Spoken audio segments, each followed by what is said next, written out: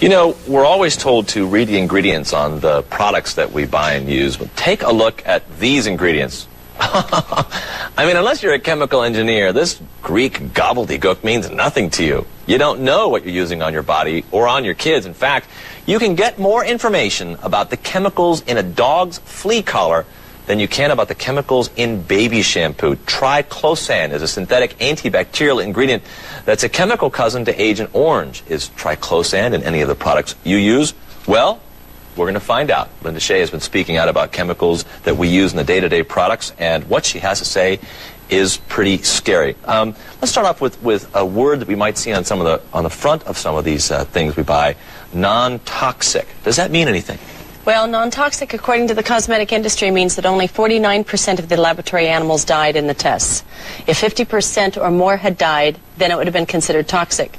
But because the cosmetic industry is self-regulated since 1938, nobody has a right to see any of those tests. If they are so bad for us, why are we all I mean, if you look at these products here, many of them are stuff that you probably use at home, why aren't we all sick or dead?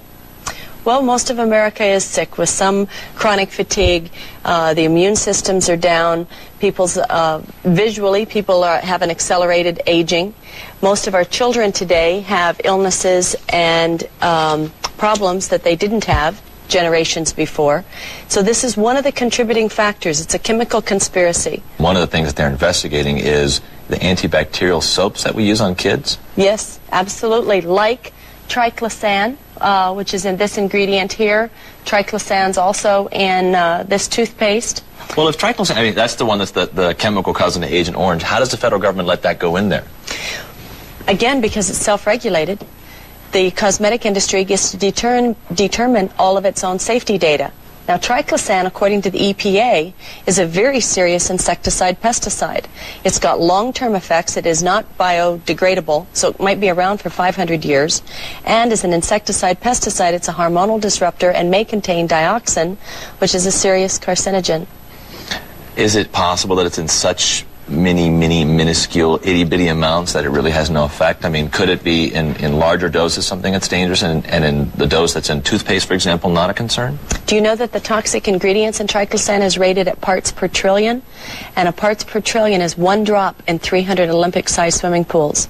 So we're talking about just a very little bit. You're scaring me, girl. And when you brush your teeth, you spit it down the drain, or you wash your hands and it rinses down the drain. Guess where it goes? It goes into your city water.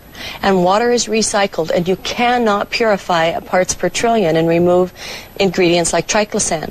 This is why today men's sterility is dropping, and why women's hormonal systems are being scrambled as well. Discovery Channel 3 weeks ago said it may be that our future generations may be sterile. If they know that this is so bad, then why do the companies that make things like toothpaste put them in there?